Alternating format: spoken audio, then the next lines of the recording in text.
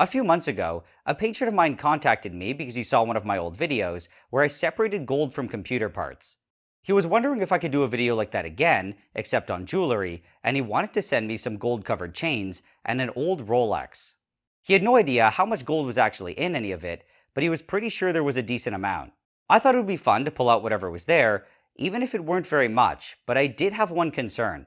Before this, I'd never tried extracting gold from jewelry, and I was a bit worried that I might mess it up. This is because with gold, even a small loss can start to add up quickly. For example, this here is $5 worth, and it's such a small amount that you might not be able to see it on. Oh no. I really didn't know very much about the whole process, but I didn't think that I could screw it up that badly. So I had him send it all over to me, and it arrived about a week later. It was a huge mess, so I went to organize it a bit, and almost immediately, I started doubting that these were just gold-covered chains. The gold-plated stuff is usually made from a cheap metal base like copper, silver, or steel, and the density of these are about half that of gold. Most of the chains, though, were really heavy and felt way too dense to be made from any of those metals. When it was all organized, I saw that I had 5 chains, a watch face, and a bunch of scrap stuff. The first thing I did was take a look at the watch, and I noticed that it was still working. The fact that it was still functional, and that it probably didn't have much gold or any other precious metal in it anyway, I really didn't think it was worth destroying. So I put this on the side and I moved on to looking at the chains. The first thing I wanted to know was the purity of gold in each of them, and to do this, I just looked for a stamp. I was able to find one on 3 of them, where 2 of them were marked as 18 karat, and the other one was marked as 14. One of the smaller ones wasn't marked though, and the clasp of this one had broken off, where it was probably written. So now, because I didn't have a real idea of what these chains were made of, I had to test them. There are a lot of different ways that this test can be done, but I just used what I had on hand, which was concentrated nitric acid. So to the big chain, I made a deep scratch in it, dropped it in the acid, and left it there for a few minutes. Gold jewelry comes in different carats, and it refers to the purity of the gold. 24 karat is 100%, and everything else is based on a fraction of that. So, for example, with 18 karat gold, it means that the pure fraction is 18 over 24, or 75%. The other 25% is often made of other metals like copper, silver, or iron, which both change its color and make the gold more durable. Nitric acid is able to react with most metals and dissolve them, but some metals like gold are really resistant. At lower carats, below around 8 or 10, the acid can eat around the gold atoms and dissolve the other metals. However, when we start getting up to 12 or 14 karat, the gold is able to block the acid. This is why, even after sitting here for a few minutes, pretty much nothing happened. A deep scratch also didn't do anything either, so together, this told me that not only was it not plated, it was probably at least around 14 karat. Now, using the same test with a piece of the smaller chain, it was a different story, and the acid immediately started attacking it. It also changed colors, where it was initially blue, and then it slowly shifted to being green because of all the copper nitrate that was forming. About 10 minutes later, there was almost nothing left, and it was mostly just some light black flakes. From this, I took a small sample, and I added it to a test tube. Then I diluted it with some more water, and I added some concentrated hydrochloric acid. And almost immediately, a whole bunch of white stuff appeared, which was probably silver chloride. This told me that, well, there was silver present, and that the chain was probably just a mix of copper and silver. The last thing to look at was all this scrap, but I didn't bother testing it because none of it felt very dense at all. I just assumed that it was all less than 14 karat, and I decided to process it separately. For now, though, I put it aside, and I went back to working on the chains. I now had an idea of how much gold was in each chain, and I knew that this one probably didn't have any gold at all. I decided that I would still process it though, but I would do it with all that other scrap stuff. To process these chains though, which actually had gold in them, the next step was something called inquartation. This just meant that I had to mix it with another metal like copper or silver to knock down the gold concentration. Typically, the target is around 6 carats, so about 25%. By doing this, the gold stops being able to block the other metals from nitric acid, and you'll see why this is important later on. The most common and probably best metal to inquart with is silver, mostly because it's very easy to recover and to use in another run. However, I didn't have any silver, and this was just a one-time thing, so it made no sense for me to go out and to buy some just for this. I instead just used copper that I pulled out from a bunch of wire that I had left over after moving to my new office. I then weighed each of the chains, and based on their purity, I calculated how much copper was needed to knock it down to around that 6 carat point. For the larger one that I determined to be at least around 14 carats, I went ahead and assumed it was 18 just for the calculations. I did this because it was better to overestimate how much copper I needed than to not add enough. Now to mix the copper with it, I had to melt it all together. I'd done this before on a very small scale in a porcelain dish, but never with this much metal. There are many different setups that people use to do this, but I wanted to go with the simplest and the cheapest. From some videos that I saw, I found that it was possible to just do it with a paint can, some blowtorches, and fiberglass insulation.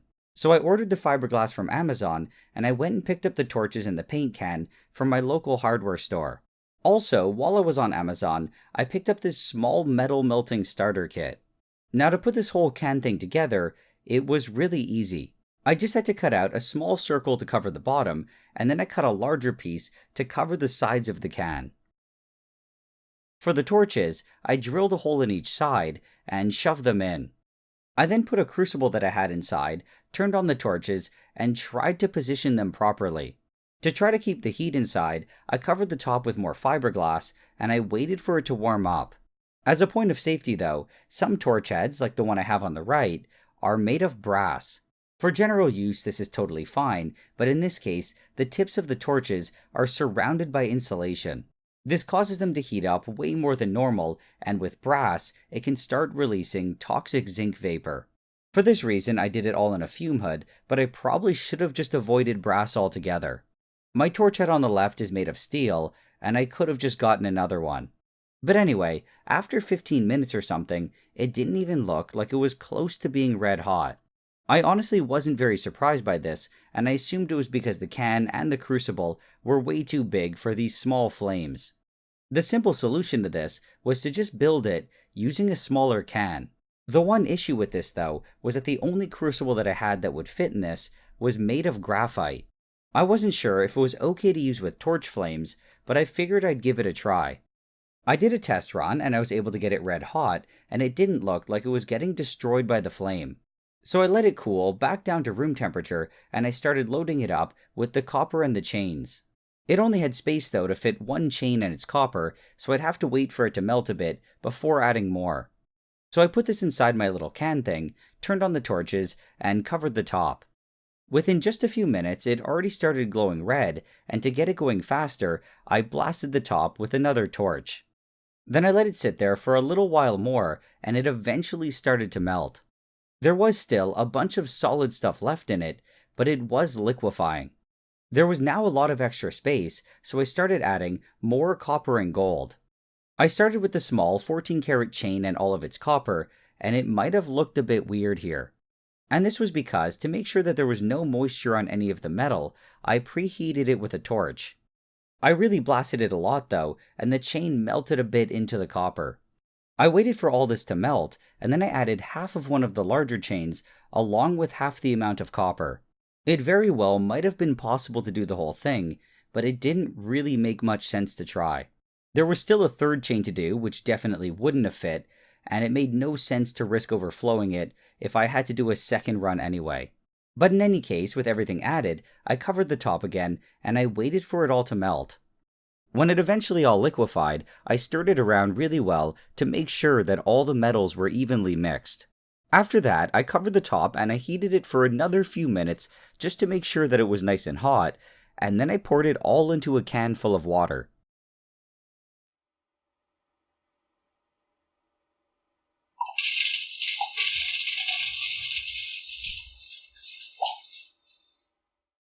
When that was done, I dropped the crucible back in, and I set up the second run. Just to make things go faster, and to make sure that there was no moisture in it, I gave all the copper and the gold chains a strong preheating. Then, I slowly added everything to the crucible. At first, I just did this with the tongs, but I found that doing this for all the copper would take forever, so I just started pouring it in from a vial. It was a lot faster to do it like this, but it wasn't nearly as accurate, so I ended up missing with a bunch of the copper. However, this really wasn't much of an issue because not including just a small amount of copper wasn't going to make much of a difference. When it all eventually melted, I mixed it around like before, and I let it sit for a few more minutes. I then went to pour it all into the same can, but I was a bit surprised because liquid metal started coming out from the side of it before the front. This definitely wasn't a good thing, but for the time being, it was still a bit too hot for me to investigate. So for the time being, I put the crucible back in the can, and I turned off the torches, and I let it cool. When I took a look at it a few hours later, I noticed that there were some huge holes in the side of it, which were made by the torch flame. This is why you aren't supposed to use oxidizing torch flames on graphite for long periods of time. I was lucky it didn't end up being a problem, but it could have caused the crucible to break when I tried picking it up. This could have not only caused all the gold to spill everywhere, it also would have been a huge safety hazard. But anyway, getting back now to what was thankfully not a catastrophic failure, all my gold alloy was now in this can. So I just quickly got rid of all the water, and this was what it was like. By dumping all the liquid metal directly into water, it created these pieces that have relatively high surface area. Ideally though, they would have been a bit flatter and looked more like cornflakes, but I think I just didn't pour it from high enough. In the can, just sitting on the fiberglass, I also found this chunk of alloy which had leaked out the side of the crucible. So I took this, along with all the flakes, and I put them in a beaker. Then, on top of all of this, I poured in some dilute nitric acid. A reaction immediately started, and some nasty nitrogen dioxide vapors started coming off. The nitric acid was attacking all the copper that I just inquarted it with, as well as any other metals that might have been mixed in with the gold. In this case, the other major metal that was used was probably just silver. There might have been small amounts of other metals though, like nickel, zinc, or iron. The nitric acid converted the copper metal to copper nitrate, which, like I mentioned before, has this really nice blue color. As the concentration of the copper nitrate increased though, it slowly shifted to being a dark green. The silver and other trace metals are also being converted to nitrate salts and getting dissolved into solution. The silver nitrate is colorless though, and there isn't enough of the other metals to really affect the color. When the reaction died down, I added another load of dilute nitric acid, and it started bubbling like crazy again. I waited for this to also settle down, and when it was done, I dumped everything into a larger beaker. I then kept adding more of the dilute acid, and I continued the same cycle. As I mentioned before, I'm using dilute acid here instead of the concentrated stuff, and there were two major reasons for this. The first one is that it stops the reaction from getting out of control, and the second one is that I needed the extra water to dissolve all of the metal salts that I was making here. A major effect of this, though, is that compared to the concentrated stuff, the reaction is slowed down quite a bit, which makes it take a lot longer. So to speed things up, this reaction needs to be heated, usually close to the boiling point. I didn't use a thermometer though, and I thought I was close enough, but I don't think I was. And because of this, it would initially react quite a bit when I added more acid, but then it would kind of just stop. However, just by looking at the stuff at the bottom, I could tell there was still a lot of copper left. At the time, I thought that maybe the acid was just depleted, so I dumped off the liquid and I added new fresh stuff. The same thing happened again though, so I started getting suspicious. But still, I decided to dump everything off and to add more fresh acid again. This also eventually stagnated, so I dumped in even more, but it didn't seem to do too much. It was only at this moment that I realized I probably wasn't heating it enough, so I cranked my hot plate to maximum, and the difference was pretty obvious. I let this react for another hour, and it got rid of pretty much all of the copper. Just to really make sure that it was all gone though, I boiled it one last time with more nitric acid, except this time it was a bit more concentrated. When it was done, about 40 minutes later, I dumped it all off. What I had now was this really soft gold sponge, but it was still contaminated with a lot of the dissolved metals. To get rid of them though, it was quite easy, and I just had to wash it with boiling distilled water. I did it 3 times in total, and after the third one, it was still a bit blue, but that was okay. Now that pretty much all the other metals were gone, I added concentrated hydrochloric acid. I brought this to a boil and then I started adding small amounts of concentrated nitric acid. On their own, neither of these acids are able to dissolve gold, but together they make something called aqua regia, which is actually able to. They work together where the nitric acid starts by oxidizing an extremely small amount of the gold to make gold 3 plus ions. This reaction is really unfavorable though, and almost immediately after they're made, they revert back to being metallic gold. With the hydrochloric acid present though, it can attack the gold 3 plus ions and convert them to chloroauric acid. This breaks the equilibrium between the gold and the nitric acid, and the gold ions are continually fed forward to make the chloroauric acid. I kept adding nitric acid until it pretty much looked like all the gold was gone, and then I left it overnight. The next day, I still had some solid stuff at the bottom, but it wasn't gold. It was all just silver chloride, because apparently there was still some silver left in the gold. So moving on, I diluted it with an equal amount of water. This is done just to knock out any silver chloride that might still be dissolved. Then on top of this, I added some concentrated sulfuric acid to knock out any lead that might be present. When refining jewelry, there usually isn't any lead to begin with, but this was just a precautionary measure. As far as I could tell though, nothing happened because there was no lead. I let this stir for about an hour, and then I filtered it off. This was done by just using a couple coffee filters, and the solution that passed through was really nice and clear. When it was done, I washed the filter paper with a lot of distilled water because as long as it was yellow, it meant that there was gold in it. When I eventually had a completely colorless filter paper, I took away the funnel and I dumped all of this gold solution into a larger container. I also washed the beaker a few times with distilled water to make sure that I transferred everything. Okay, so now the next step was to get the gold out of this solution, and to do this, I used potassium metabisulfite. I made a solution of it by adding about 120 grams to 200 mils of distilled water. I thought this was enough to dissolve everything, but it wasn't, so I just kept adding more water until it all disappeared. Normally, I would have just dumped in all of the metabisulfite, but I thought that maybe it could be interesting to add it dropwise. The moment I did, some brown gold powder started precipitating out, but it wasn't particularly interesting. So I ended up just scrapping that whole idea and dumping in the rest of it. The potassium metabisulfite is a reducing agent, and it reduces the gold in the chloroauric acid back to its uncharged metallic form. It also reacts with leftover nitric acid though, which is why it was important to use a minimal amount of it when I was dissolving the gold.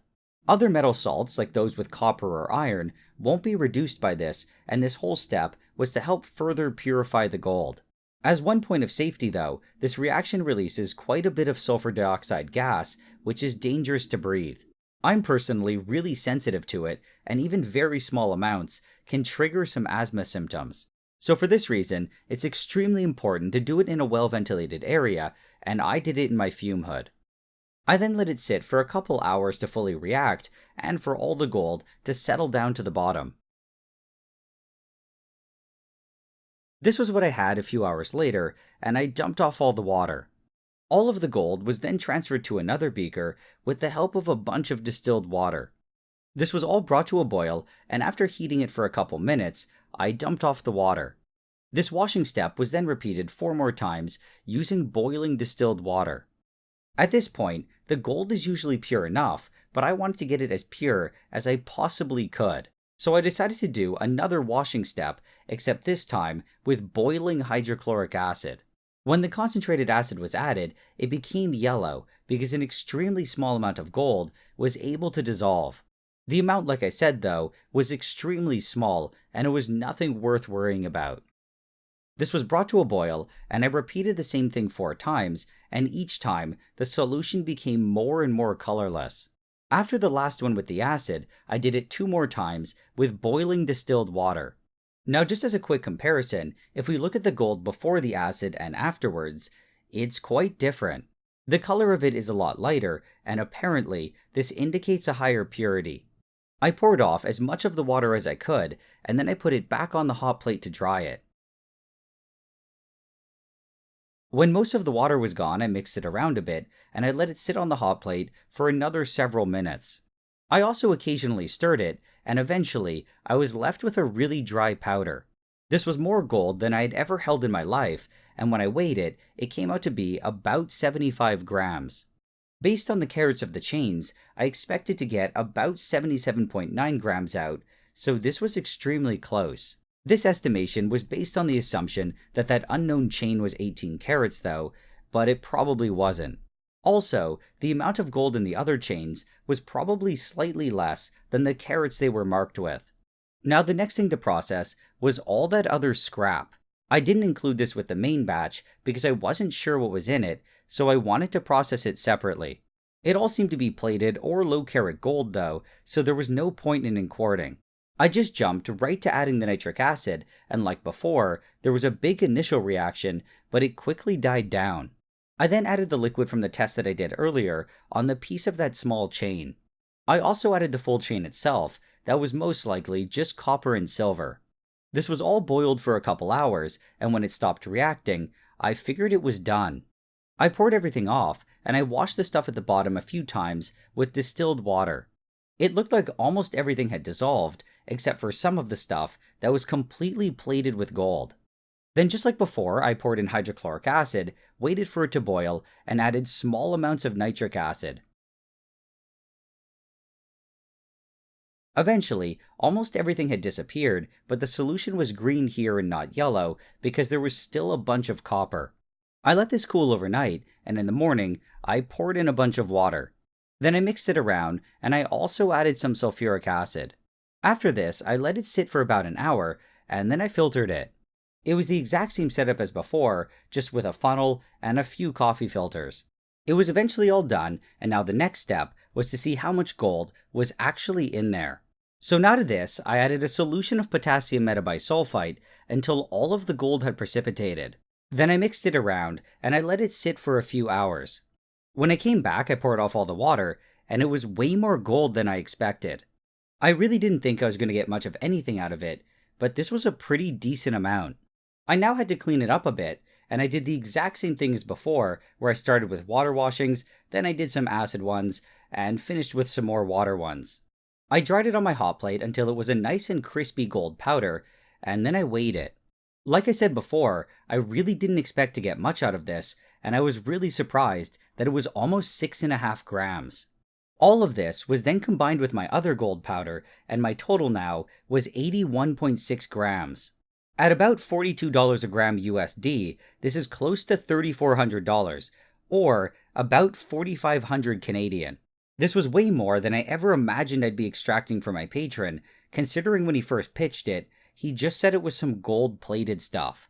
However, I was really happy it turned out this way because it made the project a lot more fun. But in any case, the last thing that I had to do now was to melt all of this powder down into a solid chunk. To do this, it was pretty simple, and the first thing that I needed was that small porcelain dish that I got in that kit from Amazon. Then I picked up some borax from my local hardware store, and I also got out my torch.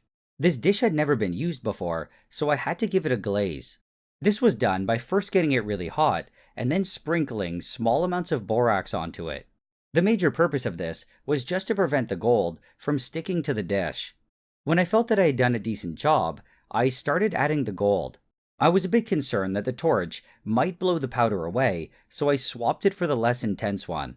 The gold was dense enough though that this didn't really seem to be much of an issue, so I ended up going back to the other one.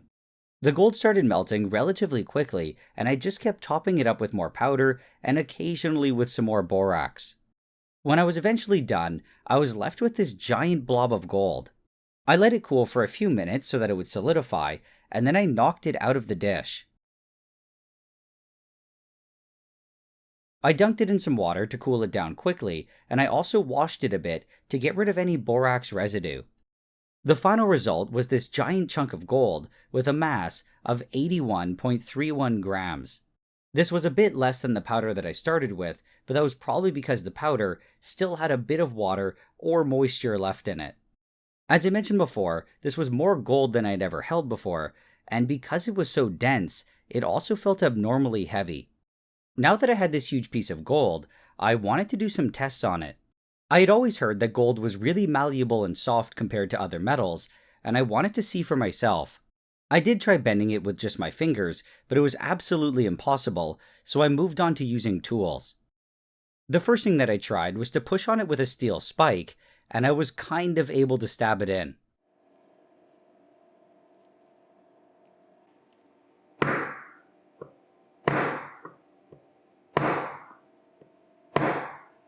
With a hammer, though, I was able to smash it all the way through.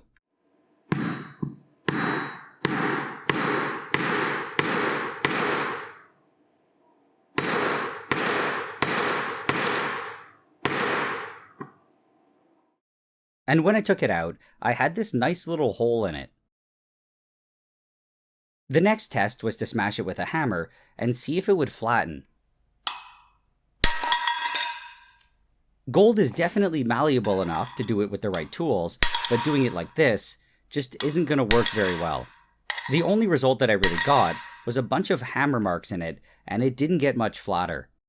Now the last test was to see if I could cut it with a pair of pliers. With some soft metals this is easy to do, but the gold was relatively tough. I was able to pull some very small pieces off, but that was about it. I did find it funny though, because even though these pieces were really small, it was still something like $10 to $20 worth of gold. From these few tests, I saw that the gold was definitely malleable, but it wasn't nearly as much as I thought. It's still enough though, that making something out of pure gold might not be the best idea. With jewelry, things like rings and chains would definitely deform over time and potentially break. This problem is fixed though by mixing it with other metals like copper, silver, or iron, which greatly increase its durability. But anyway, the piece now was all mangled, and I just couldn't leave it like that. I wanted to fix it up, and I thought that it would be cool to make some small gold bars. So I put everything back into my dish, and I started melting it. And at the same time, I heated the graphite mold that I got with that kit on Amazon. When it was all liquid again, I picked up the dish and I carefully poured in some of the gold.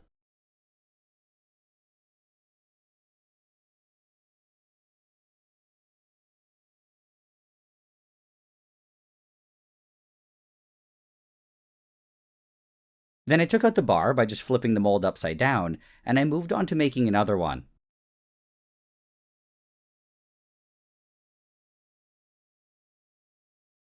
And after that, the last bit of gold was just enough to fill one of the smaller ones.